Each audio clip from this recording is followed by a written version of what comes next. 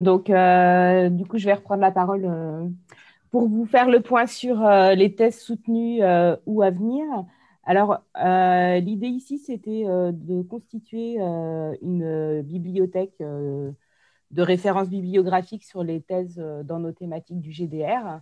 Donc, dans le tableau que vous avez à l'écran, là, donc on a recensé quelques thèses soutenues depuis 2018. Alors, l'idée, c'était de ne pas remonter trop loin non plus. Les plus anciennes, les gens les ont probablement déjà. Et donc, aller vers celle dont la soutenance est à venir cette année. Donc, on a celle de Parul Chauhan. Je ne sais pas si vous êtes dans les participants pour présenter votre thématique éventuellement ou son encadrant. Alors, je vais me lancer comme ça, les gens, ça, en général, c'est ça qui brise la glace à chaque fois.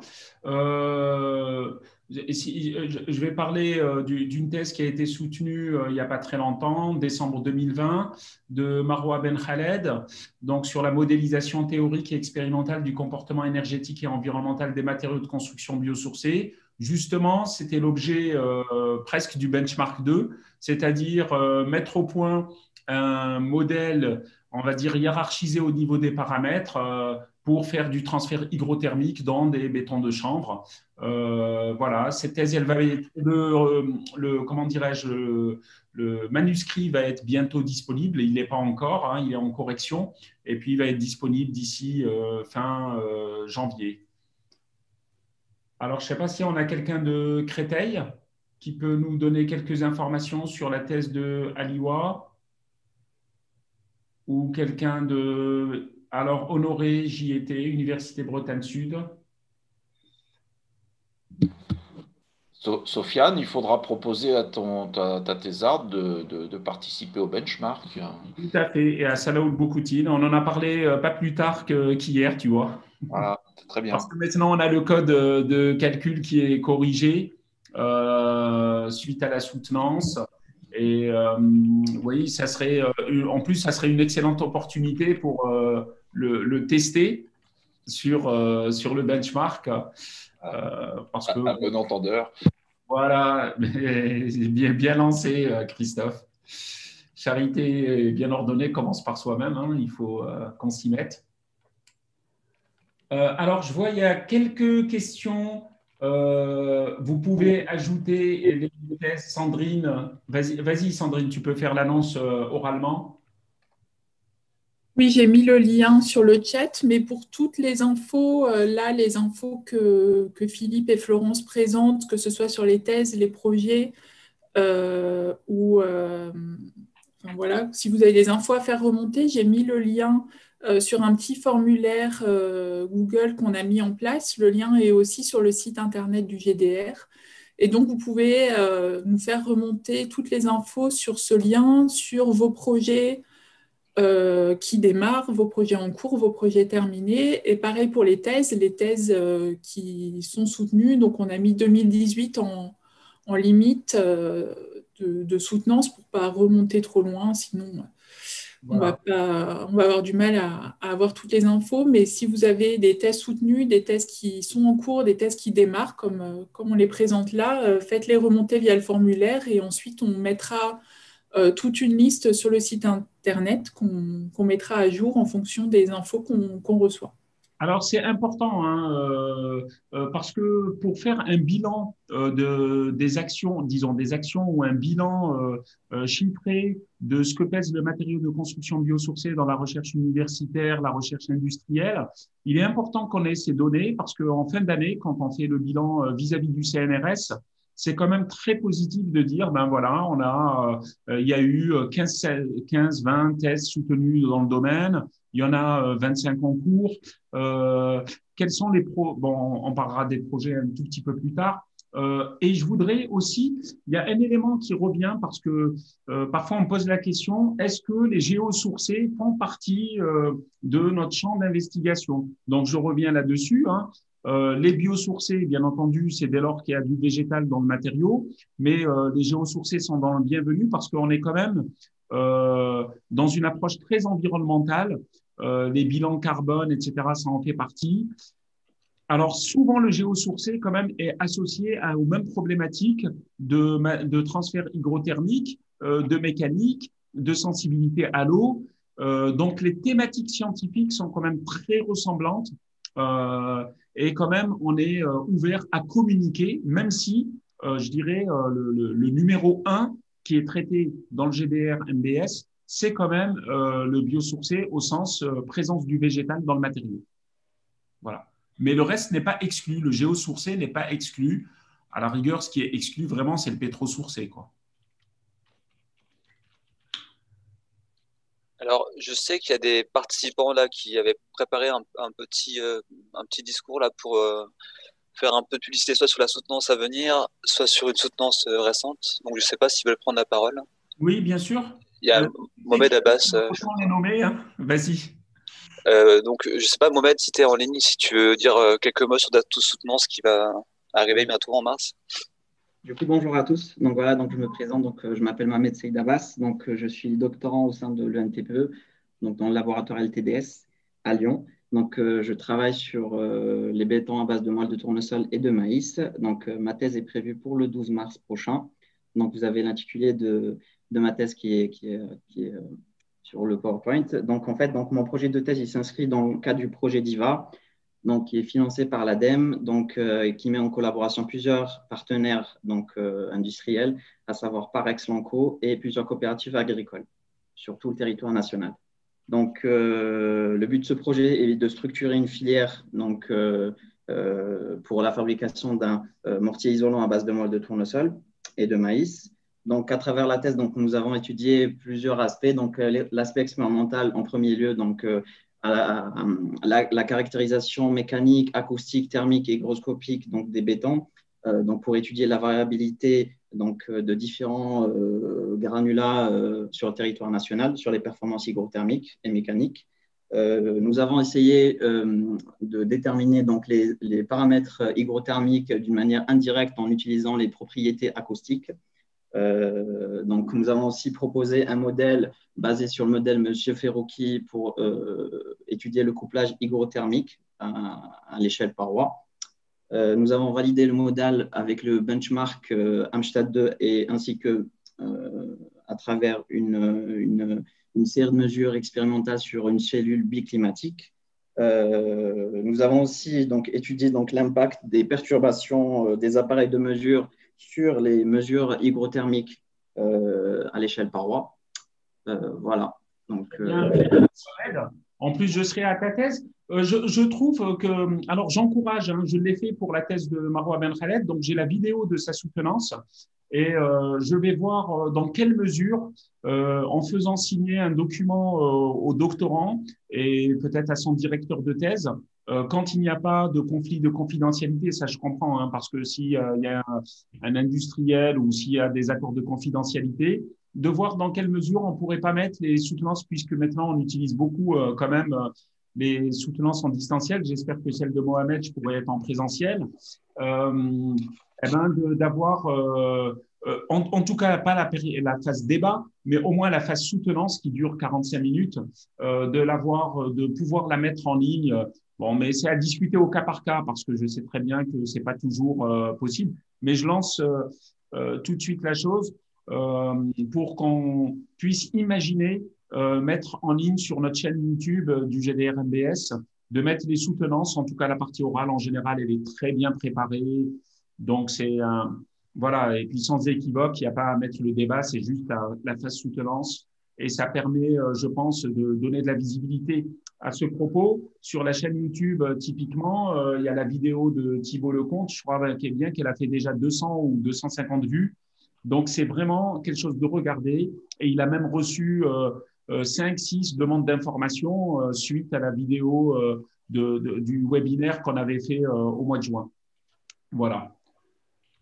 Donc, n'hésitez pas, faites-nous remonter tous les thèses à venir, toutes les thèses soutenues en 2019, 2020. On va essayer vraiment, à partir de 2018, d'avoir un catalogue des travaux qui ont été de thèses, hein, bien entendu, soutenus. Et si on peut avoir les liens vers les documents, ils sont souvent sur thèse.fr.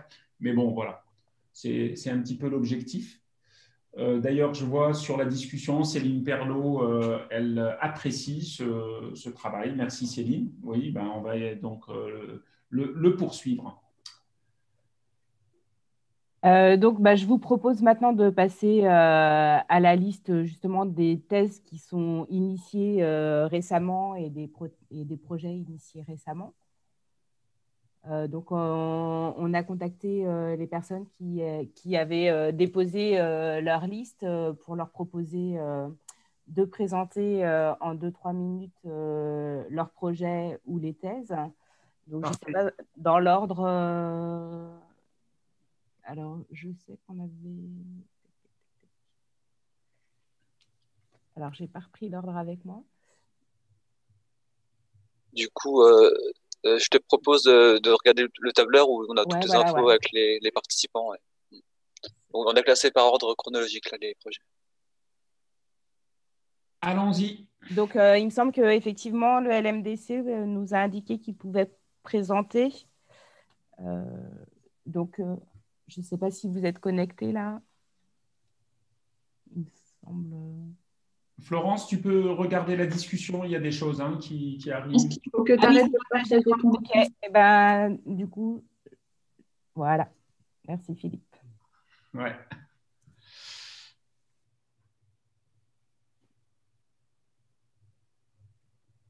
Oui, bonjour à tous. Je peux présenter sur le premier projet qui était listé. Je suis Cédric Montero, je suis maître de conférence au laboratoire de mécanique et génie civil à Montpellier.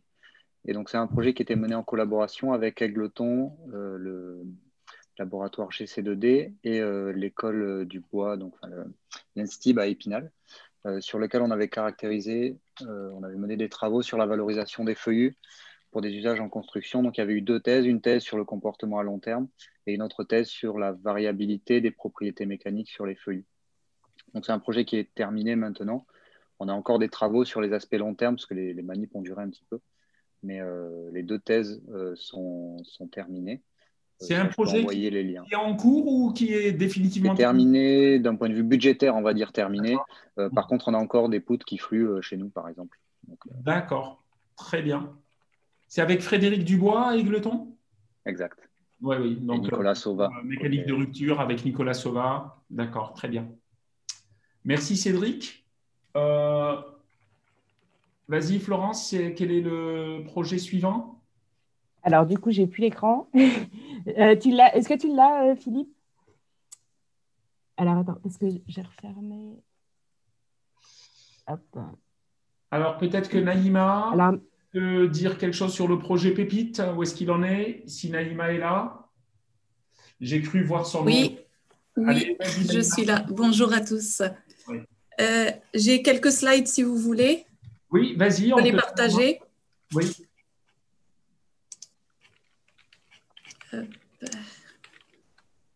Voilà, tu pourras présenter les 2 choses. Je crois que tu étais sur 2 projets. Le Pépite qui est fini.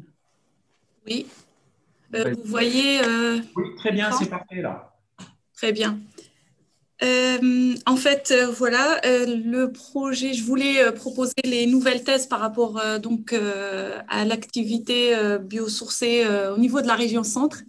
Donc, il y a quelque chose vers la région centre. Ah oui, il y a beaucoup de choses. Un peu plus haut. Donc, le projet Pépite que j'avais présenté donc, au GDR en 2018, là, il arrive à sa fin. Le rapport est à rendre en février. Et c'était donc dans le cadre d'un projet région. Et il y avait la thèse de Brahim Ismail qui était soutenue en septembre 2020. Donc, Sofiane, tu étais rapporteur. Donc, au niveau de la thèse de Brahim Ismail, on s'est occupé de la partie optimisation de la formulation des blocs de béton paille et puis un volet modélisation sur le comportement en utilisant une méthode d'homogénéisation numérique. Et il y avait surtout une partie aussi mise en place et mise en œuvre à l'échelle, on va dire, du bâtiment. Et là, je voulais donc surtout vous parler de ça. Comme comme si vous vous souvenez, j'avais déjà présenté l'ancien démonstrateur où on avait donc des blocs, mais avec une grille de bois, comme ça. Et donc, au niveau du projet Pépite, on a réussi à faire donc un autre démonstrateur, comme vous pouvez le voir sur la dernière figure. Et donc, on a réussi à faire une mise en place avec des chevilles, comme donc, ce qui est utilisé pour le polystyrène expansé, par extérieur toujours, avec bien sûr une simulation d'une réhabilitation par extérieur. Là, et bien sûr avec un enduit par extérieur qui est un enduit de chaussable classique. Donc le projet Pépite là se termine et on commence avec un autre projet qui est le projet MathBio et qui s'intéresse à la partie étude de prolifération des micro-organismes.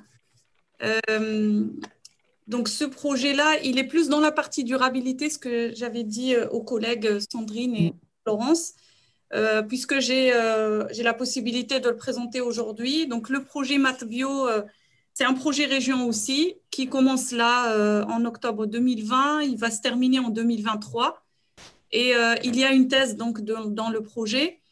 J'ai mis les partenaires. Donc, nous, le laboratoire LAME, pour la partie matériaux biosourcés, etc. On a 2 laboratoires avec nous, le LBLGC et CBM, qui sont plutôt dans la partie vraiment étude des micro-organismes, le dénombrement et l'étude des souches de manière moléculaire et de manière aussi plutôt ce qu'on appelle les méthodes classiques de dénombrement de type de micro-organismes. On a BV2I qui est une petite entreprise de maçonnerie qui est plutôt sud de Touraine, dans la région, mais plutôt dans la partie sud. Et bien sûr, d'autres organismes comme Centre Sciences et Envirobat Centre pour la partie vulgarisation. Donc, le projet MathBio, on va s'intéresser plus particulièrement à la caractérisation microbiologique des matières premières et des matériaux biocomposites. Donc, les matières premières, il y aura la paille, tournesol et colza. Vu qu'on avait des projets, donc le projet Pépite, il y avait que la paille, mais le projet Biocomp, il y avait colza et tournesol. Et donc, la dernière partie, normalement, du projet MathBio sera consacrée à trouver un additif qui permet aux matériaux de mieux résister au contact permanent avec l'humidité, surtout dans le cas des dégâts des eaux, parce qu'on a parlé justement au niveau du GDR en 2018 de ces problématiques-là. Il faut juste préciser que les matériaux biosourcés, donc, ils sont hygroscopiques, oui, ils sont sensibles à l'eau, mais ils se comportent très bien au niveau du mur, sauf s'il y a des dégâts des eaux ou des problèmes de contact permanent qui viennent plutôt de problématiques de mise en œuvre, etc. Pas parce qu'ils sont hygroscopiques, mais parce qu'il y a des dégâts des eaux ou, comme j'ai dit, des problèmes de mise en œuvre comme tous les autres matériaux classiques. Et donc, nous, on s'intéresse donc, dans le projet MathBio à comprendre un petit peu cette problématique-là et pourquoi pas l'éviter si on arrive à trouver des additifs permettant de bien sûr les utiliser au niveau de la masse du matériau à partir de sa formulation. Donc voilà, pour ne pas dire beaucoup, pour le matériau, pour le projet MathBio, juste quelque chose aussi, je vais revenir plutôt avant sur la diapositive. Il y a aussi une autre thèse de Shafik Achour qui commence donc en 2020 et qui se termine en 2023. C'est plutôt une bourse région dans le cadre donc, des bourses laboratoires et qui va s'intéresser à l'étude du gonflement-retrait, plutôt dans la partie méthode de mesure, que comme vous savez, nos matériaux, ils sont un peu... qui ne sont pas ordinaires, qui sont fortement hétérogènes et que c'est difficile d'utiliser les méthodes classiques de mesure de mortier. Donc, c'est pour ça que là, la thèse est dédiée à la compréhension de ces phénomènes-là et surtout à pouvoir les mesurer. Donc voilà, merci pour l'attention. Si vous avez des questions. On retient qu'il y a 2 thèses qui sont lancées à Orléans, c'est très très bien. C'est ça. J'en parlerai tout à l'heure pour l'organisation d'une école doctorale. Les thématiques sont importantes, voir un petit peu ce qui se passe dans les autres labos. On peut passer peut-être au prochain? Vas-y, Florence. Alors, du coup, comme c'est plutôt Philippe qui a le tableau sous la main, voilà, merci Philippe. Du coup, le prochain, il me semble qu'on avait… il y avait Stéphanie Bonnet qui nous avait indiqué qu'elle pouvait présenter les travaux initiés au GEM en cours. Vas-y, Stéphanie. Donc, Stéphanie. Oui, alors c'était plutôt sur la thèse de junior. Après, le projet…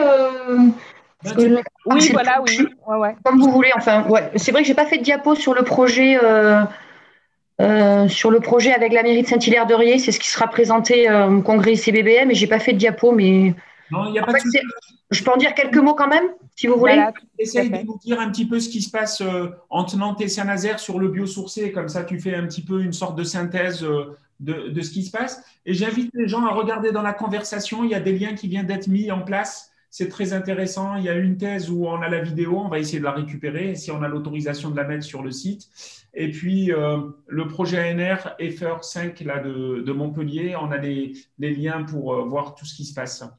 Vas-y, Stéphanie. Donc, sur l'Université de Nantes et le laboratoire GEM, en fait, il y a 2 projets, même 3.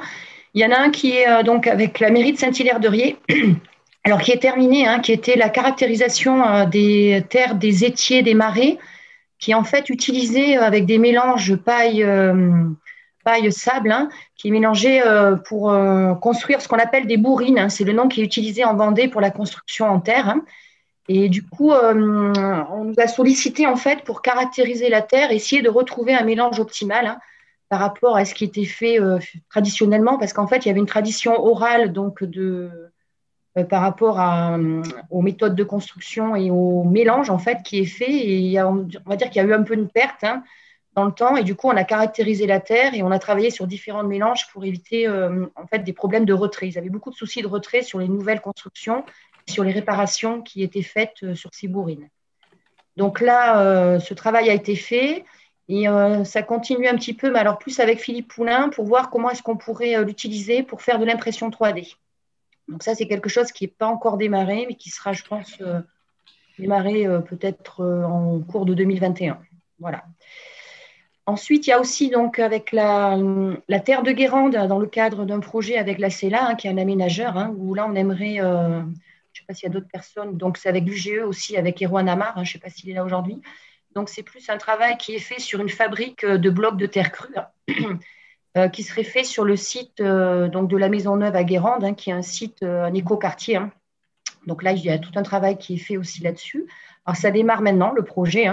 Donc, on aura des résultats dans 1 an.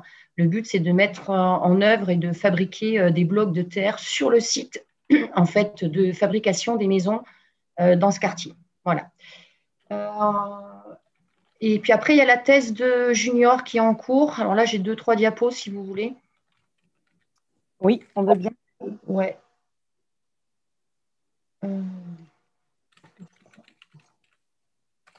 Du coup…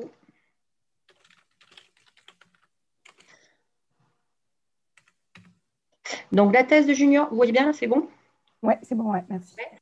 La thèse de junior, donc, c'est une thèse qui se fait donc au GEM, qui est financée par l'ADEME et la région.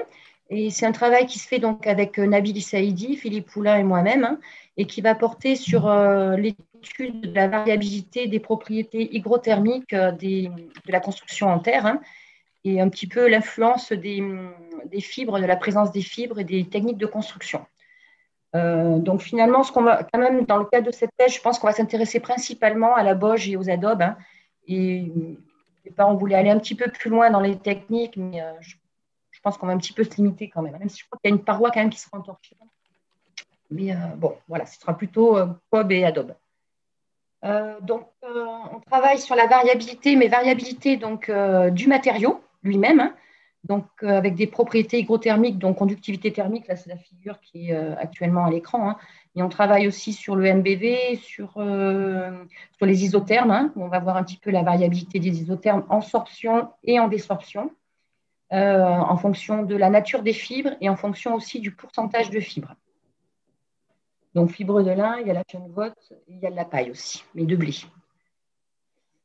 Et on va travailler donc à la variabilité aussi à l'échelle de la paroi, hein, avec des parois donc, qui sont en cours de fabrication, enfin qui vont être en cours de fabrication à partir de, j'espère, le début du mois prochain. En fait, on attend les capteurs qui vont être intégrés dans cette paroi, hein, donc des capteurs hygrothermiques, et dans une chambre biclimatique qui est à échelle 1, hein.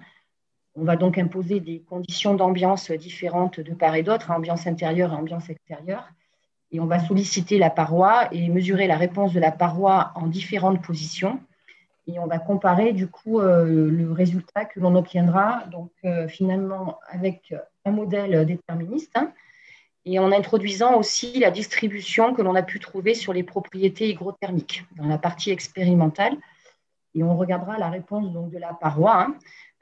Donc pareil, ce sera une distribution en termes de réponse, hein, sur le flux de chaleur.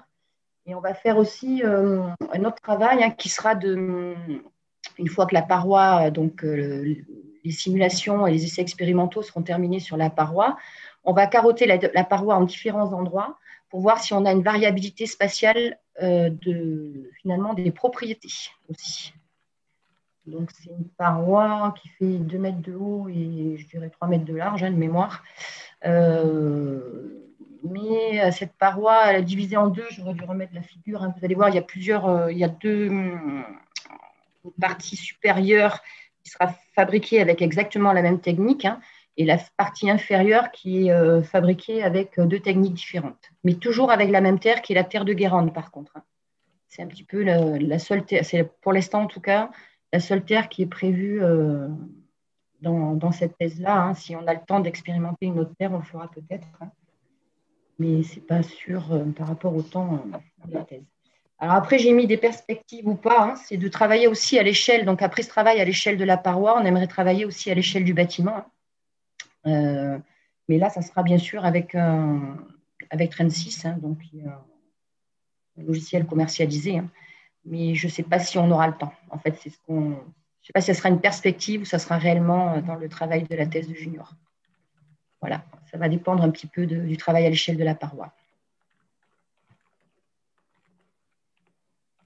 C'est tout pour la thèse de junior. Alors peut-être Nabil veut rajouter quelque chose, puisqu'il est là, ou junior d'ailleurs, hein. Il est aussi présent à la réunion. Donc c'est variabilité à l'échelle du matériau, mais aussi variabilité spatiale.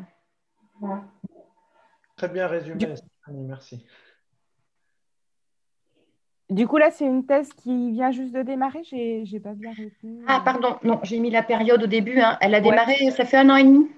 Bah oui, puisqu'il a fait le benchmark. Donc, oui, il a fait le benchmark. L'an dernier, il a travaillé beaucoup sur la variabilité à l'échelle du matériau. C'est pour ça que j'ai montré juste un résultat qui était la conductivité thermique en fonction des différents pourcentages de fibres et de la nature des fibres, hein.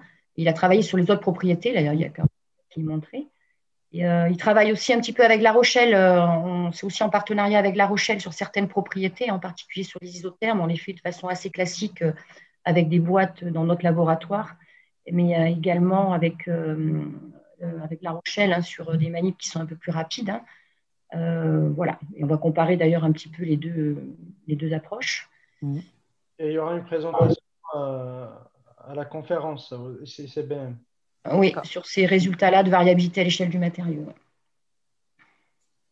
Et là, du coup, là, on est en train de travailler à l'échelle de la paroi. Justement, là, on est sur l'instrumentation de la paroi, la fabrication de la paroi, c'est ce qui va arriver dans le. Ouais. On a juste un problème de capteur, là. Ouais. Capteur qui nous bloque pour l'instant. Vous mettez quel type de capteur?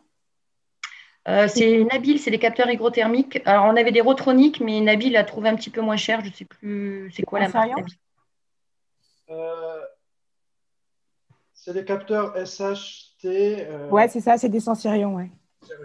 Ok. Et apparemment, on a des difficultés de livraison avec le variant anglais.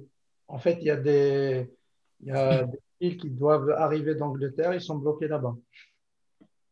En fait, c'est les câbles. La connexion entre les capteurs et l'acquisition. Voilà, bon, bref. Bah, merci. Je ne sais pas s'il y a des questions sur ces différents projets ou est-ce qu'on passe au projet suivant?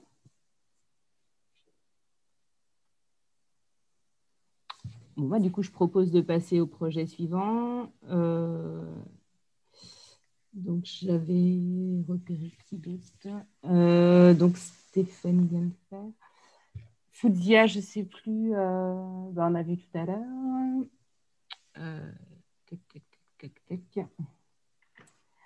Alors, on a eu un message de Vincent Dubois qui est présent, qui avait préparé un support.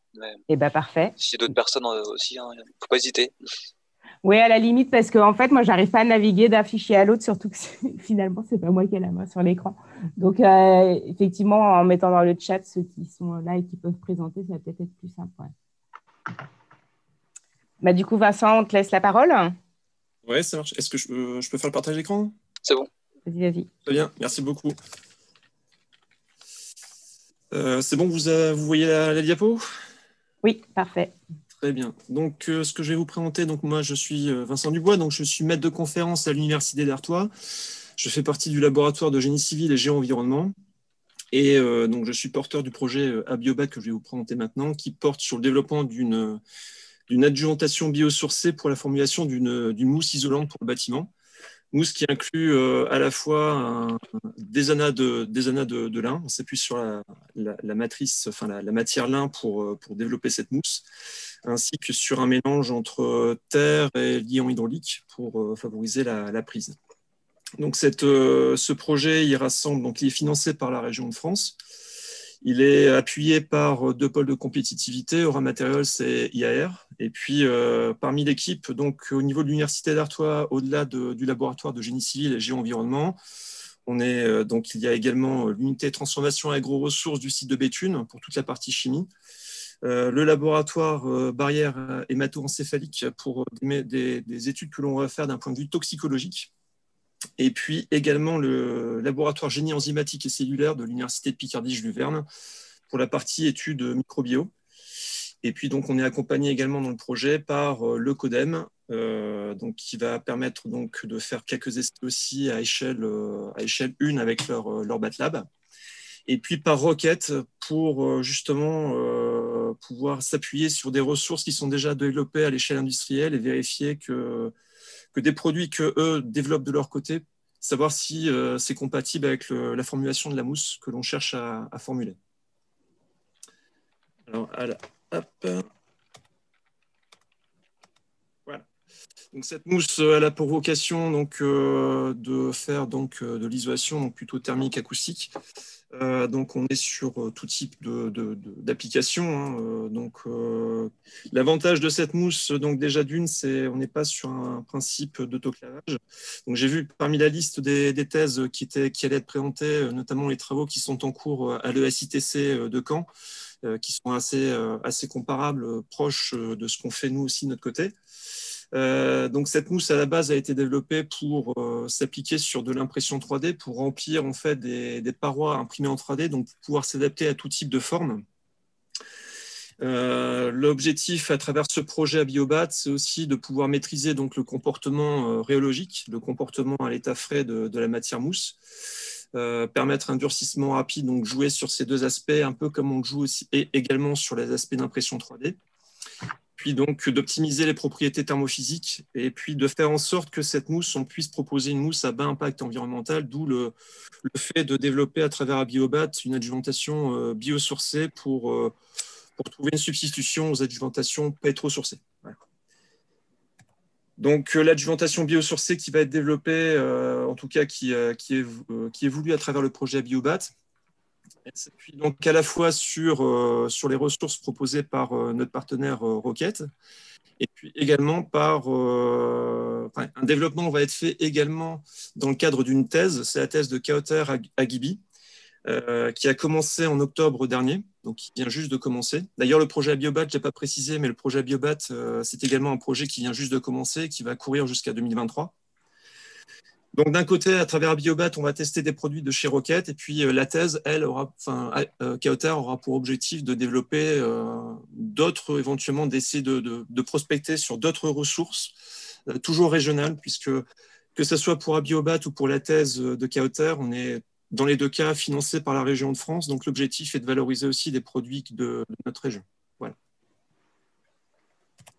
Voilà pour ma présentation. Petite question sur les performances acoustiques. Comme j'ai assez peu l'occasion de voir des projets biosourcés en acoustique. L'objectif visé, c'est plus de la transmission ou d'être polyvalent sur l'absorption, la transmission? Alors, plus polyvalent en termes d'absorption-transmission. Là, pour l'instant, en fait, les premiers résultats que l'on a sur la mousse, c'est qu'on a des coefficients d'absorption acoustique hein, pour les premiers tests qu'on a faits. Qui sont assez bons, enfin en tout cas qui nous semblent assez bons. On arrive à travailler, à avoir des plages, une capacité d'absorption acoustique hein, qui peut aller de 30 à 50-55% sur une plage de fréquence qui est assez large. Donc l'objectif, c'est d'optimiser, d'améliorer encore un peu plus ces performances et aussi travailler sur les performances thermophysiques et de diminuer encore un peu la conductivité thermique que l'on a pour l'instant sur certaines formulations développées. Donc, on souhaite, à travers l'adjuvantation biosourcée, pouvoir aussi optimiser ces performances-là.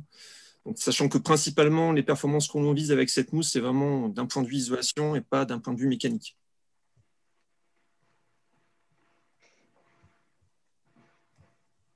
Ok, bah merci pour la réponse. Merci à vous. Est-ce qu'il y a d'autres questions sur ce projet?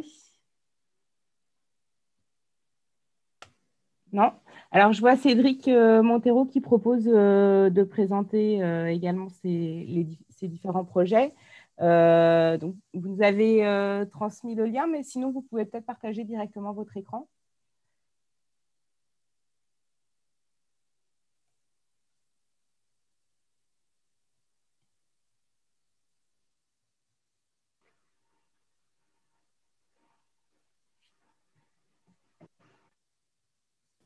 Y arriver, ça sera peut-être plus facile.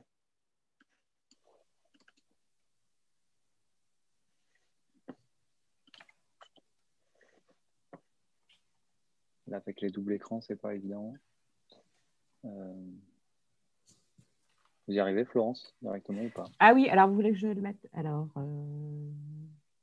j'ai pareil. Je peux le faire, je peux le faire. Hein, du coup, c'est ouais, bah, si tu l'ANR parce que ça hein non, sur le lien qu'on a eu par mail ce matin. D'accord. Alors, je vais recharger. Attends, je te le renvoie peut-être. Je ne le vois pas. Ah, j'étais peut-être pas dans les destinataires du coup. Attends, ouais, je te le renvoie, mais sinon je peux. Tac. Je fais ça, ça marche. Je peux essayer comme ça. Hop. Parfait. Ah bah ça y est, c'est bon. Je vais essayer de zoomer un petit peu. Hop. Est-ce que c'est bon? Alors, j'ai pas de retour par contre, donc dites-moi si c'est bon ou pas. Oui, c'est bon, ouais. Ok, donc nous, on a 2 projets en cours, 2 projets de recherche et un projet de formation, donc au laboratoire de mécanique et génie civil à Montpellier. Un premier projet qui traite, donc qui s'intéresse au comportement rhéologique des bois, donc dans le but d'identifier l'origine de ces comportements. Souvent dans la littérature, on retrouve des essais sur de l'épicéa, sur des essences avec différents environnements, mais on a toujours un petit peu de mal à savoir vraiment d'où ça vient d'un aspect micromécanique.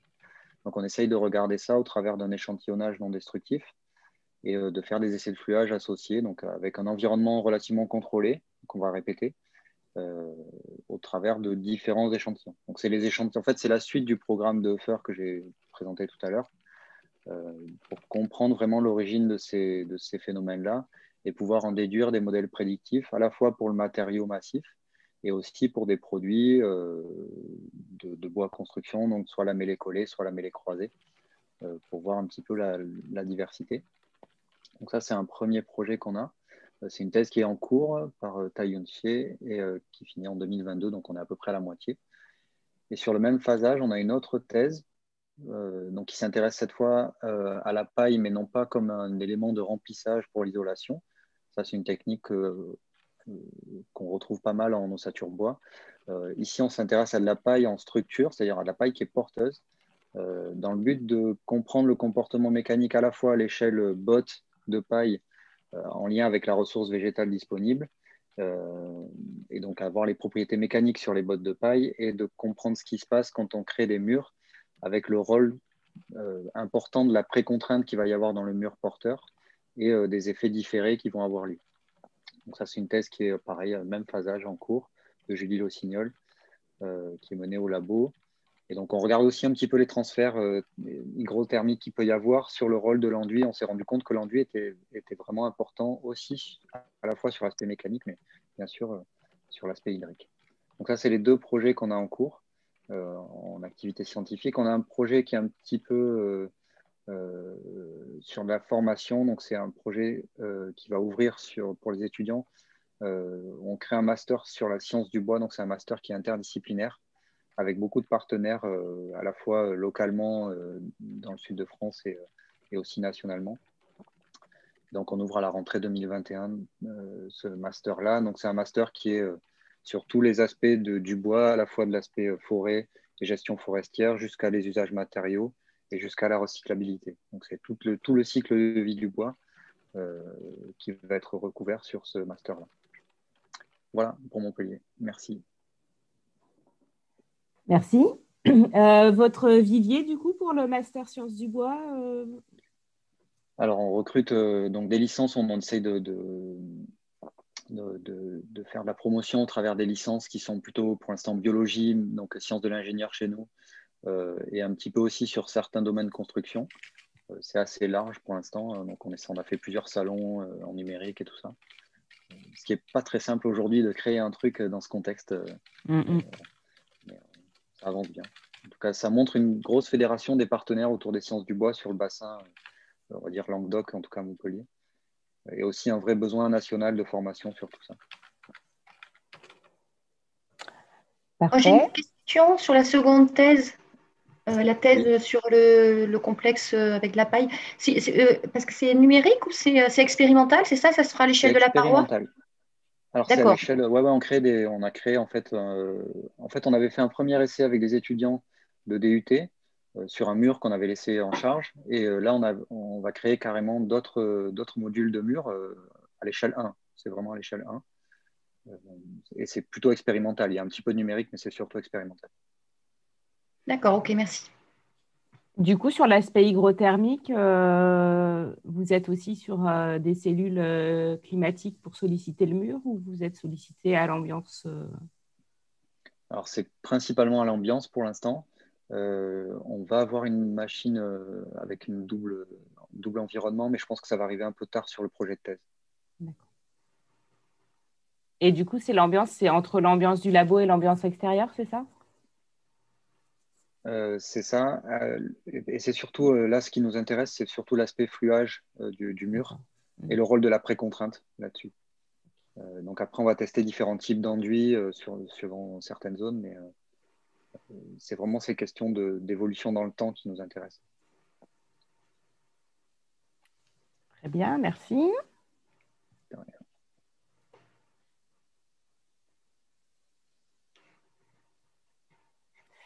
Donc, il y a Andung Tranli qui propose également d'intervenir pour présenter ses projets. On te laisse le partage d'écran. D'accord, merci, parce que j'ai préparé seulement une présentation orale. Ok, bah parfait. Pas de support, donc je parle rapidement. Ce que j'ai présenté, je t'ai envoyé là. Oui. Donc, normalement, nous avons plusieurs thèses en cours sur le béton biosourcé, mais matériaux biosourcés là. Mais je vous présente seulement la thèse encadrée par professeur Thierry Langlais et moi-même. Donc, nous avons deux thèses. La première thèse, c'est optimisation des performances hygrothermiques des matériaux biosourcés pour application dans le bâtiment. C'est la thèse. Normalement, on va finir vers l'année 2022. Donc, c'est réalisé par Mélissa. C'est la bourse de l'ambassade de France à Guinée équatoriale. Pour cette thèse, l'objectif de la thèse, c'est on va plutôt, vous voyez, c'est le point faible de béton de chambre, c'est l'inertie thermique, c'est encore faible. Donc, ce qu'on veut, c'est-à-dire on va renforcer l'inertie thermique en en intégrant des matériaux à changement de phase, donc bien sûr pour appliquer dans le bâtiment. C'est la poursuite d'un projet qu'on a fait avec l'Université d'Artois dans le cadre de l'appel de projet entre l'Université de Picardie-Dunverne et l'Université d'Artois. Deuxième thèse, c'est concernant la thèse de Daïa Higué. Donc, c'est une thèse financée par Djibouti. Donc, elle fait 6 mois chez nous, 6 mois chez elle, c'est-à-dire à Djibouti. Donc, dans cette thèse-là, on va traiter aussi, c'est-à-dire optimisation des performances hygothermiques des parois multicouches en béton biosourcé. Parce que, comme on a vu, c'est-à-dire l'impact des enduits, par exemple, sur le comportement hygothermique est important, et etc. Donc, cette thèse-là, on va concentrer sur la partie influence des enduits ou des parois multicouches sur le comportement hygothermique des parois. Et elle va travailler non seulement sur le béton de chambre, mais aussi sur un autre matériau qui s'appelle béton de miscanthus, parce que dans notre région, Hauts-de-France, il y a beaucoup de matériaux biosourcés aussi, des miscanthus. Voilà, ce sont 2 thèses. Normalement, ce qu'on va faire dans les 2 thèses vont être réalisées dans le laboratoire de technologies innovantes à l'Université de Picardie-Dunverne. Je vous ai aussi présenté aussi un autre projet que j'ai fait cette année, c'est plutôt l'année dernière. C'est dans le programme financé par la Commission franco-américaine et aussi par la région Hauts-de-France. Donc, l'objectif du projet est de développer et valider un modèle transfert couplé de chaleur, d'air et de l'air et d'humidité et des polluants dédiés aux matériaux biosourcés. Donc, l'objectif, c'est-à-dire parce que vous voyez aujourd'hui, les études bibliographiques montrent que l'humidité a une influence importante et sur le comportement, normalement sur les émissions de polluants. Donc, l'objectif de projet-là, c'est développer et valider un modèle permettant de prédire les émissions de polluants, comme VOC, par exemple, comme ça, et aussi pour application dans le bâtiment. Donc, ce projet-là, j'ai fait en 2000, normalement c'est en 3, donc j'ai passé 6 mois aux États-Unis, donc mois de mars jusqu'à août 2020. Donc, voilà, le modèle a été développé et aussi validé avec les résultats expérimentaux, parce que c'est dû normalement le confinement que je ne peux pas tout faire les essais, donc j'ai fait seulement quelques essais, petits essais. Et ensuite, la validation, c'est plutôt en se basant sur les résultats expérimentaux. Voilà, donc ce sont des essais que j'ai réalisés à l'université de Syracuse, à l'État de New York, aux États-Unis. Donc voilà, en résumé, ce sont les 3 projets que j'ai faits et ensuite avec mes collègues aussi dans l'année dernière. Et voilà, aussi les thèses, normalement. Orienté vers les matériaux biosourcés. Voilà, je vous remercie. Si vous avez des discussions. Merci. C'est super, très dynamique tout ça. Merci. J'ai juste, Thierry, il encadre les 2 thèses avec toi ou Ah oui, Thierry est le directeur de thèse. Je suis co-encadrant de 2 thèses là. Ok, très bien. Merci. Peut-être que Camille, je ne sais pas. Vas-y, Florence. Alors, attends, je vais regarder dans le chat s'il y a d'autres personnes. Il y a Camille qui parlait d'un projet Interreg. Elle a mis un lien. D'accord. Démarrer. Peut-être qu'elle peut dire 2-3 mots. Oui, exactement. Ouais. Bonjour Camille. Bonjour. Oui, je peux dire quelques mots. Le projet Savasco, c'est pour structuration d'une filière de valorisation transfrontalière des tiges de maïs et de tournesol pour la construction. Donc, c'est un projet qui est financé par un projet européen, donc qui est financé un projet par le programme Interreg POCTEFA. Donc, POCTEFA, c'est la région transpyrénéenne. Donc, ce projet, il est piloté donc, par l'université Paul Sabatier. Le labo, c'est le LMDC. Enfin, on est 2 laboratoires en fait, de l'université Paul Sabatier à intervenir. Le LMDC, le LERAS, qui est un laboratoire en sciences humaines et sociales. Donc, c'est un projet qui regroupe 4 4 partenaires universitaires, donc l'Université Paul Sabatier, l'INP Toulouse, avec le laboratoire, c'est le laboratoire de chimie agro-industrielle et en particulier la plateforme Agromat.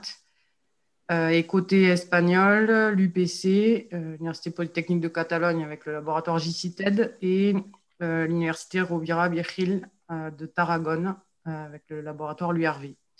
Au niveau des partenaires privés, donc il y a la FCAC, qui est la Fédération des coopératives agricoles de Catalogne, donc, qui nous fournit toute la matière première.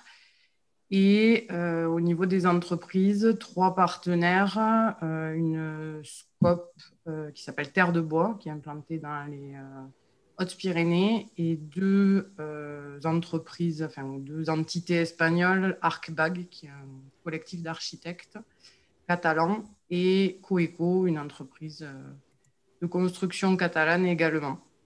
Donc, le projet vise à structurer donc, cette filière de valorisation des tiges en partant de la collecte au champ, développer des modes de collecte avec les agriculteurs et les adhérents de la FCAC, la transformation de ces tiges en partant plutôt sur une séparation entre les 2 fractions qu'on retrouve dans les tiges de maïs et de tournesol, donc la moelle et l'écorce.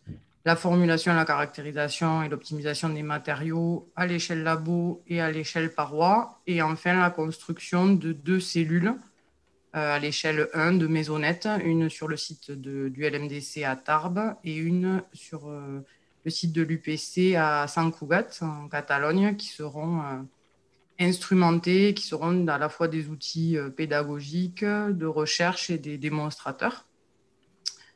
Voilà, donc dans le cadre de ce projet, il y a tout un volet aussi sur la structuration de la filière, donc la mise en réseau des acteurs potentiels de cette filière. Depuis vraiment, voilà, on a voulu travailler dès le début avec à la fois les agriculteurs, les transformateurs, les concepteurs, les prescripteurs. Voilà, donc une action 6 qui inclut aussi tout le volet analyse de cycle de vie au niveau des produits et au niveau de la filière. Voilà. Donc, vous avez le lien, j'ai mis dans la conversation le lien vers le webinaire de lancement qu'on a fait à la fin de l'année. Vous aurez plus d'informations et la présentation de tous les partenaires donc, que je vous ai cités et tous les partenaires associés, c'est-à-dire qu'il y a un consortium élargi avec toute une série de partenaires d'associations de constructeurs ou d'éco-constructeurs, de formateurs professionnels dont on a voulu s'entourer pour vraiment aboutir à une structuration, une filière pérenne à l'issue du projet. Voilà. Merci Camille. Merci. Merci. Du coup, dans les derniers projets, je vois qu'il y a Étienne Grolet, Céline Perlot. Je ne sais pas si ils veulent aussi dire un mot. Bonjour, moi si vous voulez, je peux rapidement vous présenter les activités du laboratoire. Oui, vas-y Céline. Donc nous à l'université de Pau et des Pays de l'Adour, au laboratoire donc SIAM, on a plusieurs thématiques dans le domaine biosourcé. Donc la première, ça va être l'intégration dans des matrices à liant hydraulique à faible impact environnemental. Donc là actuellement, on a une thèse en cours avec un laboratoire à la Réunion pour intégrer des fibres endémiques de la Réunion dans des matrices à faible impact géosourcées ou avec des liants hydrauliques pour faire du remplissage thermique. Donc là, c'est une thèse qui commence et qui devrait se finir en 2023. On travaille aussi avec le syndicat de conchiliculture du bassin d'Arcachon. Donc, on cherche des voies de valorisation des coquilles d'huîtres. Donc, on a une thèse en cours qui va se terminer en 2022 sur ce sujet, où on a notamment abordé toutes les problématiques de durabilité avec des granulats qui sont comme ça fortement calcaires. Et on a aussi développé une méthode d'optimisation pour optimiser en fait l'empilement granulaire lorsqu'on a des granulats qui ne sont pas sphériques. Donc, il y a beaucoup de problématiques par rapport à ça. Et je vous invite à regarder donc l'article qui sera présenté à la conférence à l'ICCBM pour ça. Et donc, deuxième thématique du laboratoire sur plus le géosourcé. Donc là, actuellement, on va entamer un gros projet. Justement, on a recruté Mohamed qui vous a présenté sa thèse et qui devrait commencer donc chez nous le 1er mars pour donc développer des parois préfabriquées avec des ossatures bois. Et dedans, il y aurait des multicouches géosourcées, plus thermiques, biosourcées d'origine végétale et animale. L'idée, c'est de ressourcer un petit peu toutes les fibres qu'on peut avoir sur la Nouvelle-Aquitaine, qui est une région très, très large, donc on aura vraiment des typologies différentes. Il faudra les adapter donc, en fonction de la localisation de ces ressources. Donc là, il va y avoir des caractérisations multiphysiques, thermiques, hydriques, mécaniques, un petit peu d'acoustique pour valider tous les aspects réglementaires. Et on va aller jusqu'à l'échelle du démonstrateur, puisque l'agglomération de Pau, dans un projet H2020, va normalement utiliser ces parois qui vont être instrumentées pour notamment la qualité de l'air intérieur. Voilà. Et puis alors après, dans le domaine aussi du géosourcé, quelque chose qui est un petit peu plus original, on s'attaque à la tenue en haute température des matériaux avec des fibres et aussi des matrices à terre. Donc, tenue haute température par rapport aux problématiques d'incendie. Donc, pour l'instant, on a fait des caractéristiques thermiques, hydriques, mécaniques lors d'exposition à des courbes ISO qui recréent les incendies. Et on essaye donc de voir le rôle de ces fibres, de caractériser un petit peu les transferts et on espère pouvoir enchaîner sur une voire deux thèses sur de la modélisation de tous ces transferts. Voilà. Merci Céline. On me signale que tout le monde a du mal à dire ICBBM. C'est parce qu'il faut dire ICBBM. Oui, ICBBM. J'ai eu au moins 3 personnes avec des messages en privé en me disant pourquoi personne n'arrive à dire ICBBM? Il faut qu'on s'entraîne. On essaye de faire de la pub, mais le message passe mal. Désolée, Sophia. Non, il n'y a pas de souci. Il y a trop de lettres. Oui, il y a trop de lettres, exactement. Oui, ça doit être ça. Je vais essayer de contracter tout ça. Allez, peut-être, je crois qu'on a… Alors, il y a Nabil qui indique qu'il va avoir besoin de nous quitter à 11h50 et comme c'est le stage qui a été sélectionné pour le financement du GDR, peut-être qu'on peut basculer et revenir éventuellement si on n'a pas fini les projets. Bien sûr. Donc, c'est bon. On a fini l'aspect projet ou il en reste un petit peu ou pas du tout? Alors, il en restait un dernier, je crois, de Aclibio qui était accepté. Ah oui, s'il n'y en a plus qu'un, effectivement. Ouais. Très rapidement, peut-être. Ouais. Oui. Ouais, je peux présenter rapidement Aclibio, puis de toute façon, il y aura d'autres dimensions durabilité dedans, donc ça sera représenté plus tard. Donc rapidement, Aclibio, c'est un projet Aclibio pour adaptation au changement climatique avec des isolants biosourcés. L'idée, c'est de voir un petit peu comment vont se comporter des isolants biosourcés dans un horizon 2050. En rajoutant également une dimension vieillissement. Donc voilà, on a couplé un peu deux approches, l'approche vieillissement classique et puis l'approche changement climatique. Donc au lieu de simuler, le projet a commencé en juin dernier et il est parti pour 3 ans. Et l'idée, c'est au lieu de simuler avec les propriétés hygrothermiques on va dire initiale, on va faire des simulations à l'horizon 2050 sur des propriétés de matériaux vieillis. Donc, les vieillissements sont en cours au CSTB et puis une fois qu'on aura les données, on va pouvoir attaquer les modélisations sous Wi-Fi. Quelle est la durée de vieillissement prévue? J'ai fait vite. Quelle est la durée de vieillissement prévue? Alors, les durées de vie… Ouais. Durée de vieillissement, c'est donc le vieillissement accéléré, c'est 6 mois. Donc ça nous embêtait un petit peu, mais bon, le CSTB, il nous coûte cher, donc si on voulait plus, c'était plus dans le budget. Et il y a aussi du vieillissement, voilà. D'accord. Et il y a aussi du vieillissement naturel à l'ISTAR. À l'université Gustave Eiffel, pardon. Merci. Ça coûte moins cher normalement. C'est donné. Voilà. Mais, pendant 2 ans. Mais ouais, ça coûte moins cher. Ça coûte moins cher, mais bon, voilà, bref. Non, mais voilà, c'est des infos. Mais du coup, Sandrine en reparlera dans 2 semaines, je pense. Voilà. Bien, allez. Merci Étienne. Merci Étienne.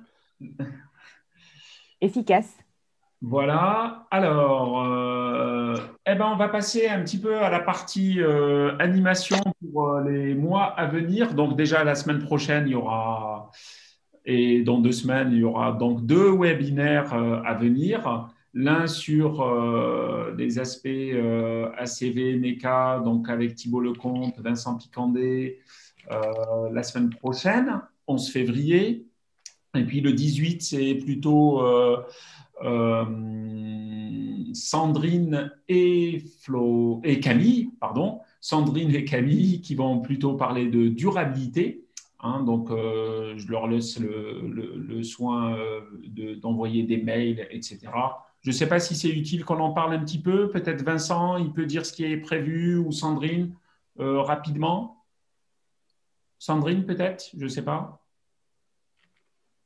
Oui, alors de toute manière, là, on fait le premier webinaire qui sert de base. Après, avec les infos que vous nous ferez remonter d'ici là, je pense que dans les deux webinaires, on focalisera plutôt sur la semaine prochaine les projets, les thèses qui concernent plus la partie caractérisation des ressources, etc. Et dans le troisième, la partie durabilité, en essayant d'identifier les thèmes principaux et les enjeux principaux pour chacune des thématiques. Voilà. Mais on suivra à peu près le même plan qu'aujourd'hui.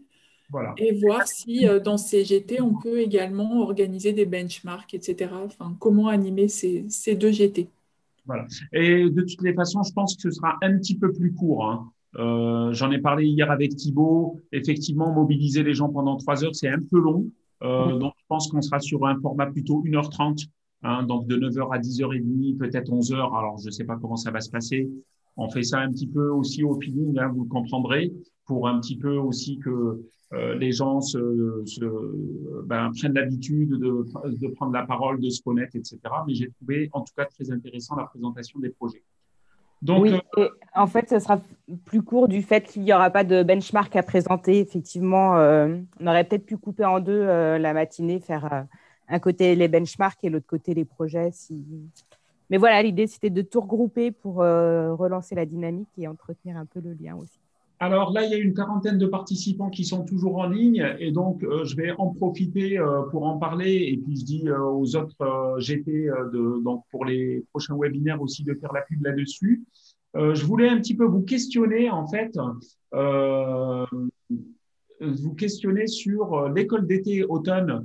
Alors voilà, pourquoi on a mis été-automne? Parce que il faut qu'on programme dès à présent. On a commencé à travailler. Je voulais vous faire des propositions. D'abord sur la période, il faut vraiment qu'on se dise. Et est-ce que vous préférez quand vous êtes une 40aine là tout de suite, on va faire un vote sur WooClap.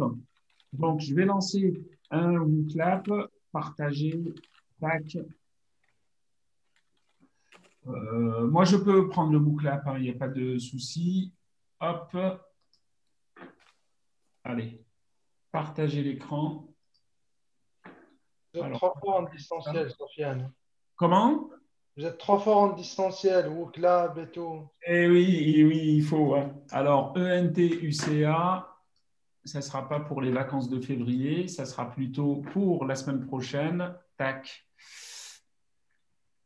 Alors, voilà, hop, un petit sondage interactif. Je vais tout de suite vous mettre, alors, créer un événement, donc sondage, donc période. Alors, je vous dis tout de suite, il y a eu Mekamat qui a été annulé, qui devait être organisé du... Mekamat, Sofiane, le CFM. CFM. Voilà. Le CFM qui a été annulé à Nantes. Du coup, il y a une fenêtre qui s'est dégagée entre le 29 août et le 2 septembre, on va dire, en tout cas sur cette période.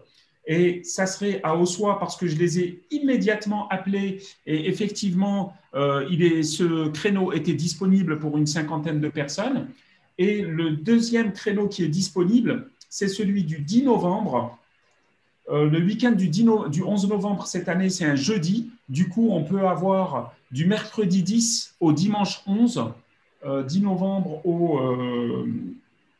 donc au 12, 10, 11, 12, 13, au 13 novembre jusqu'au dimanche.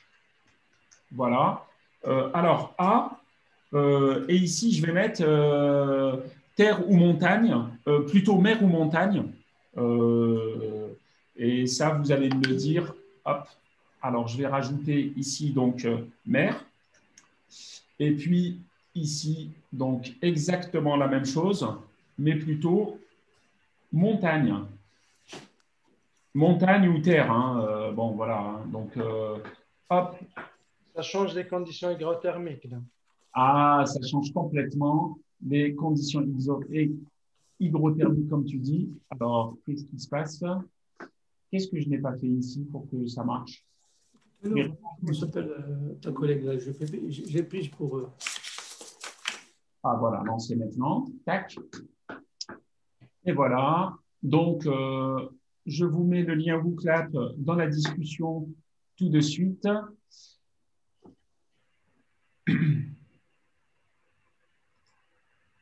Converser avec tout le monde.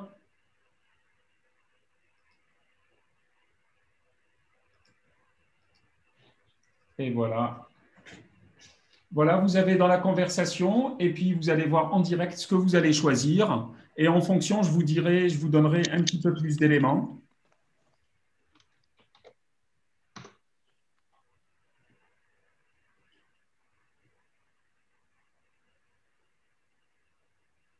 Cache les résultats, Sofiane, ça, tout le monde est influencé. Ah, c'est pas grave. Ben, c'est ça. Hein. Et, à la fin de chacun de mes cours, hein, je vous dis une news, à la fin de chacun de mes cours, j'organise un petit WooClap sur la qualité de l'enseignement que je fais à distance parce que les étudiants, ils ferment tous leur caméra et leur micro et on ne sait même pas ce qui se passe. Et puis comme ça permet de savoir combien il y en a qui suivent finalement, parce qu'il y a ceux qui sont connectés. Et en général, il y a toujours 60 qui sont connectés et il y en a 30 qui répondent au WooClap. Ah, moi, ils sont 50, moi, à voter. Ah non, mais oui, mais tu as plus de succès. C'est quoi déjà ton taux de satisfaction? Ah, ça dépend, il y a des jours avec et des jours sans. Ça dépend du contenu, en fait. Ouais, c'est ça. Ouais. Allez, 25 votants. Allez, si on pousse un petit peu, ben voilà. Hein. Donc là, on est normalement 40 et il y a 25 votants. Donc, il y en a pas mal qui… Oh là, voilà, ça, c'est un vote à la française. Ça, c'est bien, ouais. C'est le même vote que pour les stages. C'est vraiment le vote à la française. C'est-à-dire, tu poses n'importe quelle question, c'est soit 50-50, soit 30-30-30, soit 20-20-20. Si j'avais mis 40 choix, il y aurait eu 40 réponses différentes. Cuisine au beurre, cuisine à l'huile d'olive, 50-50.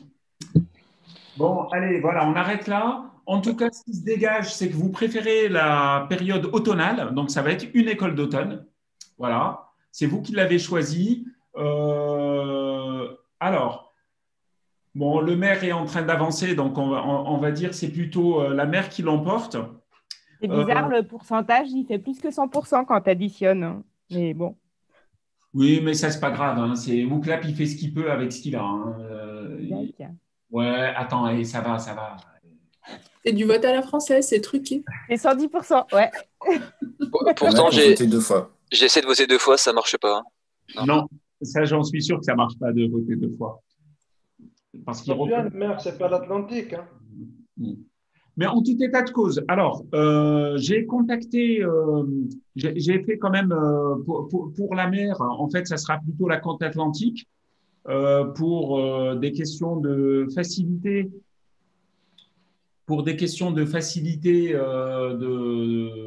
d'accès, on va dire. Bon, la carte de tout à l'heure, elle milite quand même à ce qu'on aille plutôt côte atlantique, avec un accès TGV facilité. Et donc, j'ai une proposition, on en a parlé pas plus tard qu'hier, si ça vous intéresse, La Rochelle. de faire une école donc d'automne à La Rochelle. Bon, ça peut être de toutes les manières, il y aura la possibilité d'en faire d'autres, hein, que ce soit à Lorient ou à Saint-Nazaire, puisqu'on a des équipes qui sont aussi là-bas. Mais j'en parlais à Thibaut, ça ne le gênait pas, au contraire. Je ne sais pas ce qu'en pensent les Nazériens. C'est parfait La Rochelle pour moi. Ah, d'accord. Bon. Sophia, La Rochelle, ouais.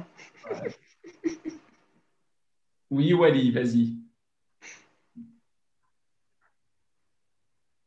Wally voulait intervenir. De toute façon, toi, tu n'as rien à dire, tu es un ancien de La Rochelle. Voilà, exact. Voilà. Oui, donc La Rochelle, alors on a la possibilité d'avoir une résidence qui est pas mal. Alors je peux, si ça se trouve, bon, j'ai envoyé hier un lien, mais à la rigueur, ça n'a pas trop d'intérêt. Au niveau du coût, on serait à peu près à un coût de moins de 100 € par jour, comprenant la nuitée, la pension complète, les pauses. Bien entendu, ça sera payant hein, pour tous les inscrits. Donc, si on fait 4 nuitées ou 5 nuitées, on serait aux alentours de entre 400 et 500 €. En tout cas, ça ne dépassera pas les 500 € pour les coûts hébergement, pause, pension complète, hébergement en chambre individuelle. Et puis, on peut baisser un petit peu les prix si on prend des chambres doubles, voire triples. Étant donné qu'il s'agit d'une école doctorale, ben, ça permettra des rapprochements. Et puis, par ailleurs, on le fera donc avec une arrivée le mercredi et un départ le dimanche, donc avec du travail le jeudi, vendredi, samedi, mais avec possibilité d'organiser soit une sortie en mer, soit une sortie vélo vers l'île de Ré qui n'est pas très loin. Bon, on verra, en tout cas, on organisera des moments un petit peu de convivialité. Au niveau des contenus, alors c'était la question. Et là, il y a plusieurs formats possibles. Je ne vous demande pas une réponse tout de suite, mais faites-moi passer un petit peu vos idées. On a la possibilité d'organiser des formations logicielles, soit sur Woofy, Comsol, donc de la modélisation pour des jeunes doctorants ou des maîtres de conférences juniors. Bien entendu, il y a la possibilité de faire parler les gens, puisque je vois qu'il y a beaucoup de doctorants qui démarrent ou qui sont en thèse en cours, donc avec des sessions postères. On a la possibilité d'organiser des cours sur déjà les différents groupes de travail, donc la formulation des matériaux. On peut faire une école très spécialisée sur les transferts hydrothermiques, donc vraiment, ou sur la durabilité. Donc, on peut faire des choses soit spécialisées, soit des choses assez généralistes. On est un petit peu ouvert à toutes vos, comment dirais-je, vos propositions. Donc, c'est l'idée. Sofiane, du coup, juste pendant qu'on parle de tout ça, je pourrais mettre le lien WooClap là, sur le nuage de mots pour les idées de thèmes à aborder. Exactement. Donc, je vous invite à rentrer toutes vos idées hein, pour l'école d'automne qu'on envisage sur le lien là, que je viens de mettre dans le chat. Voilà, donc la grande nouvelle quand même, c'est vous qui l'avez choisi tout de suite. Donc, vous pouvez bloquer du 10 au 13 novembre La Rochelle. C'est 14, 14, Sofiane, c'est pas 13. 14. Bonjour Rafik, et merci pour la collaboration, hein, je profite de le dire. C'est avec Rafik qu'on a un peu avancé les choses ces derniers jours. Donc, bloqué du 10 au 14 novembre pour une école d'automne. Et puis, on affinera doucement. Mais pour nous, ce qui est important, c'est de réserver, de bloquer. Et puis, on fera peut-être soit un petit Science Conf ou un WizEvent pour que vous puissiez payer soit par carte bleue, soit par banque de commande dans les mois à venir. Voilà. Donc, voilà pour la partie événementielle. Journée du GDR au mois d'avril, on en avait parlé de faire quelque chose sur Rennes. Donc, Christophe qui nous accueillerait. Mais franchement, vu le nombre d'événementiels sur lesquels les gens investissent beaucoup de temps et qui tombent à l'eau entre les conférences internationales, les conférences nationales et qui se transforment en webinaires, je doute de l'utilité de multiplier. L'animation, c'est bien, sous forme de webinaire. Donc, peut-être qu'au mois d'avril ou au mois de juin, on reviendra sur la partie benchmark. Mais ça, c'est vous je dirais, alimentée. Et si on a l'alimentation de nouvelles data, que ce soit au niveau du benchmark B1 ou au niveau du benchmark B2, comment dirais-je, des choses qui arrivent, eh ben, ça permettra d'organiser un nouveau webinaire benchmark vers le mois de juin. Voilà. Oui, donc la session du 4 avril qui était prévue, elle est encore conditionnelle. On aurait eu vraiment plaisir à vous recevoir sur Rennes et à mettre quelque chose en place en présentiel et en distanciel. Vu la conjoncture actuelle, je pense que on ne pourra pas assurer du présentiel. Donc, on reviendra vers vous rapidement, savoir si on décale un peu cette date, comme vient de le dire Sofiane, vers mai-juin pour refaire un point. Voilà. Après, on va tous, disons tous, pas mal d'entre nous, on sera à ICBBM, j'espère, à Barcelone au mois de juin, parce que celui-là, je suis d'ailleurs un des seuls, parce que j'ai beaucoup de collègues. Il y a le ICNF sur les fibres naturelles qui devait être à Madère, qui a été annulé. Je vous le dis tout de suite, peut-être que l'info n'est pas encore passée officiellement, mais il est annulé et il sera en full distanciel. Moi, le Barcelone, je le garde en full présentiel, en hybride, avec des sessions en présentiel. Alors rajouter une journée à Barcelone, ça me semble compliqué pour faire une journée GDR en présentiel à Barcelone. Mais bon, on essayera de regarder, en tout cas avec Christophe, la météo pandémique pour voir si on peut pas.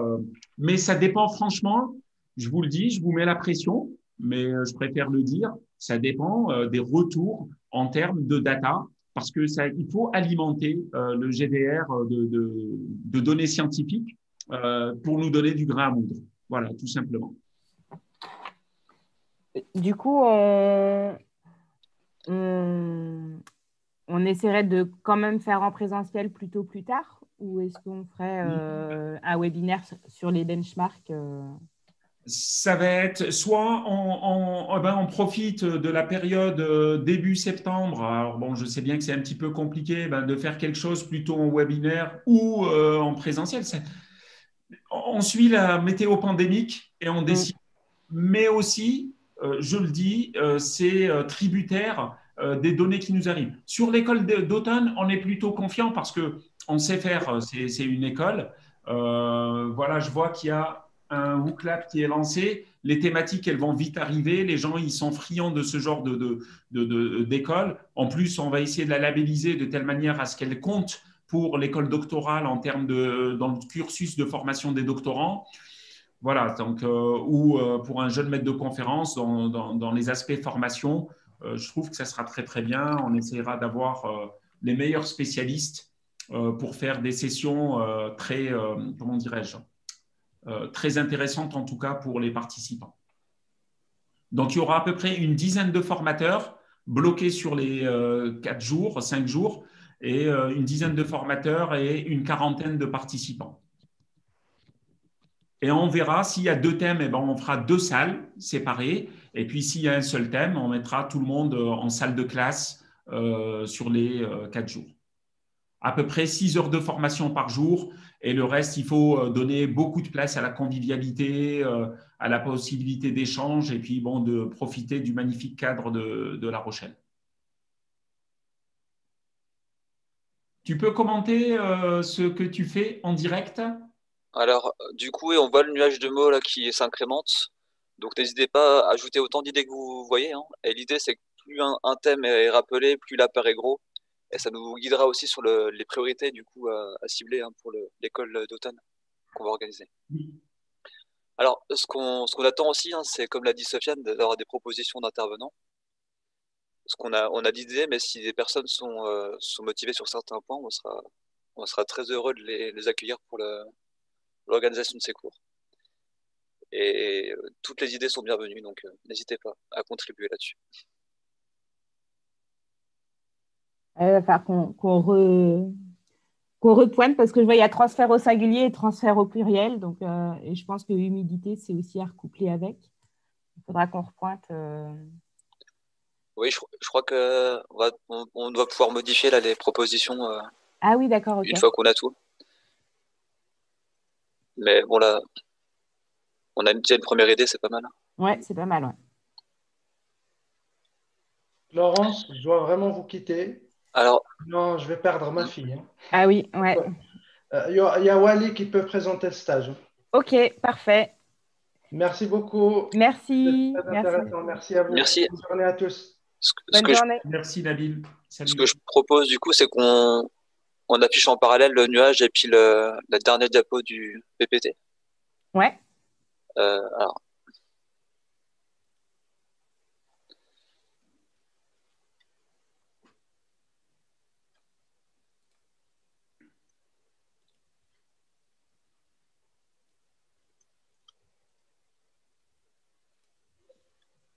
donc c'était la diapo de clôture qui nous restait. Donc Florent, je ne sais pas si tu veux dire un mot sur l'annuaire des équipements. Oui, alors on a initié un annuaire des équipements, donc on va vous le faire suivre. Donc l'idée, c'est de recenser les différents types d'équipements qu'il y a dans les laboratoires pour toujours dans les idées de montage projet, savoir qui est équipé de quoi. Et donc, on a préparé un fichier Excel avec des menus déroulants pour s'assurer que justement, un peu le problème qu'on voit sur le nuage de points, la même chose est désignée avec différents mots. Donc, en faisant avec un menu déroulant, on est bien sûr que tout le monde désigne de la même façon des mêmes équipements. Et donc, on vous le fera suivre par mail ou sur le site du GDR. Et par contre, on vous le fera nous le renvoyer et nous, on fera la synthèse pour être sûr qu'il n'y ait pas d'erreur de façon inopinée. Par exemple, on pourrait effacer une ligne qui ne nous concerne pas. Donc, on va vous le faire suivre et puis on fera le recensement. Donc, l'idée, c'est vraiment de recenser tous les types d'équipements, que ce soit de l'hydrique, de la thermique, de la mécanique, l'incendie, il y en a qu'on parlait des essais-feux, etc. Et par contre, si vous voyez que dans la liste de mots-clés, dans la liste du menu déroulant, on a oublié certains équipements, vous nous en faites part pour qu'on puisse allonger la liste. Et puis, voilà. On souhaitait aussi faire l'annuaire, donc on a en fait à chaque fois la liste des participants, mais avec les problèmes on va dire réglementaires d'autorisation de diffuser les coordonnées, on pense du coup faire de la même façon une liste où les gens viennent indiquer pour être sûr d'avoir les autorisations de diffuser leurs coordonnées.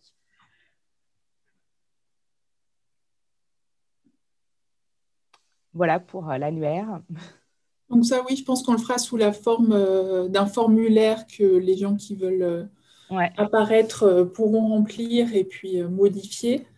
J'ai aussi actualisé sur le site internet un lien vers l'abonnement à la liste de diffusion parce qu'il y a pas mal de gens qui demandent comment faire partie du GDR. En fait, pour faire partie du GDR, il n'y a pas une adhésion vraiment formelle, c'est simplement participer aux activités comme on le fait aujourd'hui et recevoir les informations. Donc, on a créé une liste de diffusion. Donc, sur le site internet, vous trouverez le lien vers l'adhésion pour ceux qui n'y sont pas encore. Après, on a fait le choix de ne pas trop vous noyer de mails et de mettre plutôt les infos sur le site internet ou sur la page LinkedIn pour que vous puissiez aller les consulter quand vous en aviez besoin, mais pas forcément avoir 3 mails par semaine du GDR, sauf quand on a une activité plus soutenue à l'approche de l'organisation de certaines journées ou d'écoles d'été ou de webinaires.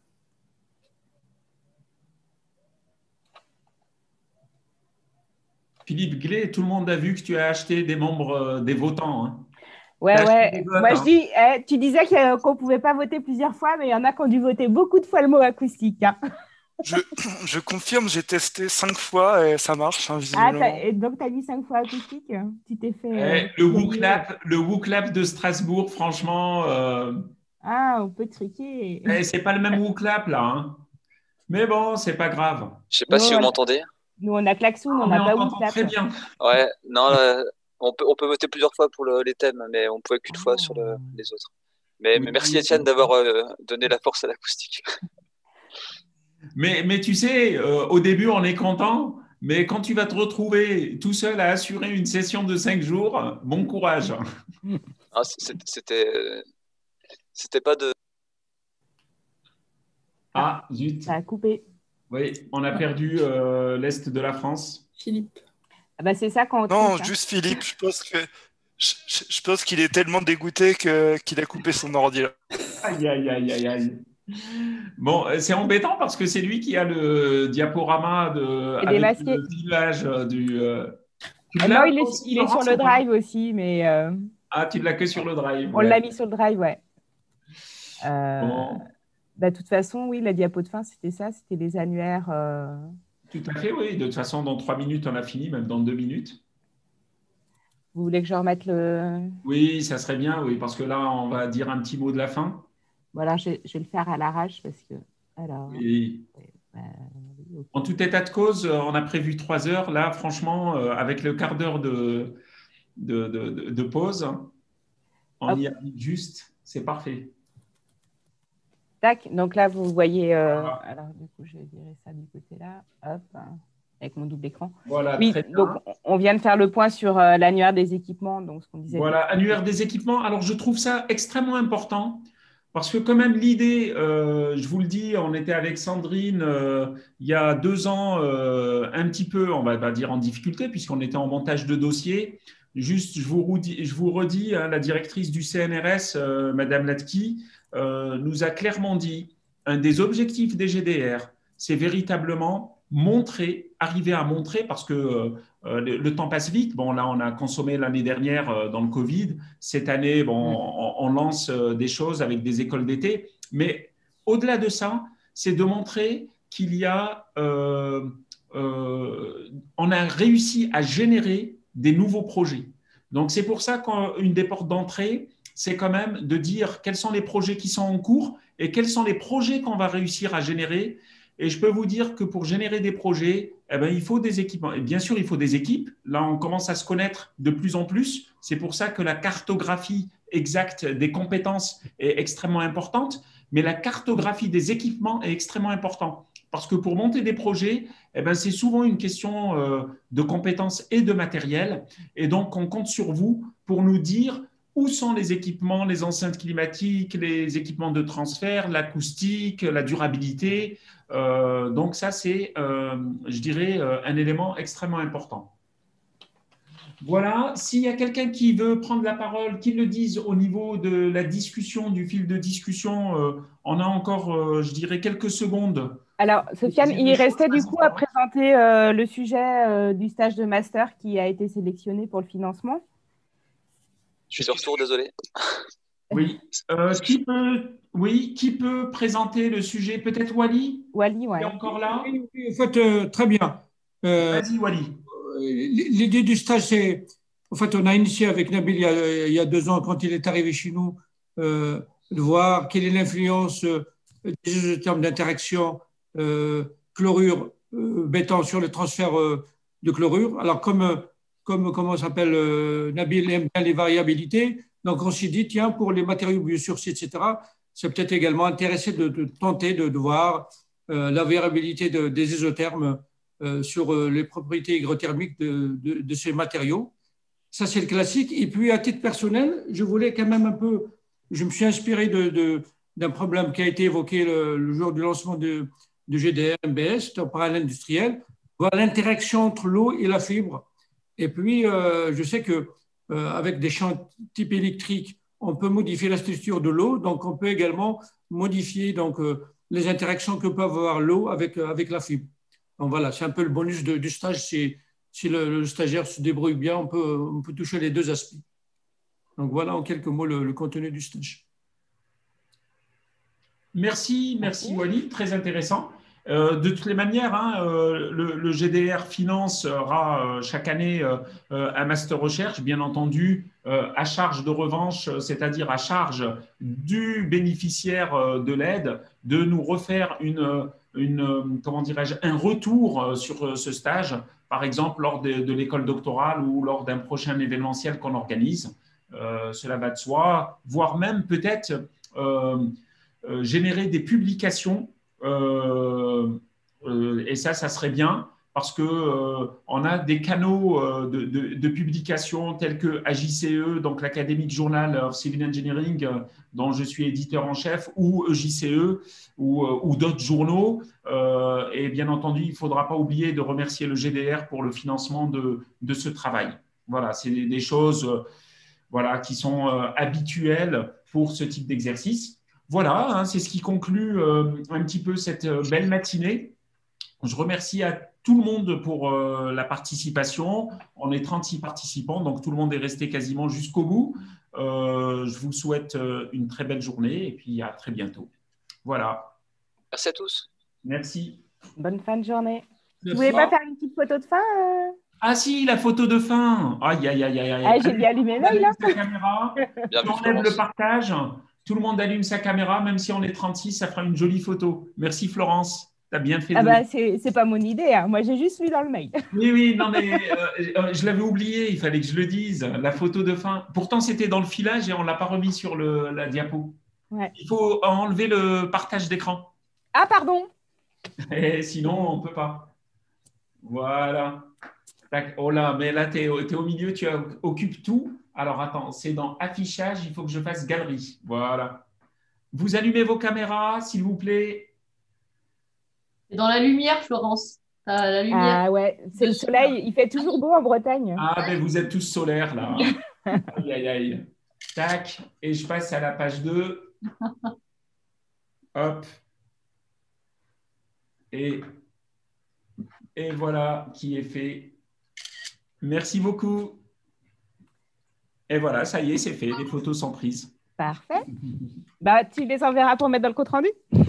Ah, mais tout à fait. Regarde, c'est déjà fait. Regarde ta boîte mail. Ah, t'es trop Non, fort. je rigole. Non, mais peut-être qu'il l'a déjà mis dans le compte rendu. On est en direct avec Philippe pour le rédiger. Donc, On Voilà. le diffuse dans 5 minutes, là, c'est bon. Voilà. Non, ça sera fait. Je vais vite prendre Je vais envoyer ça tout de suite. Allez, à la prochaine. Au revoir. Merci, Merci à bonne tous. journée à tous. Merci, au revoir. Au revoir, bonne journée à tous.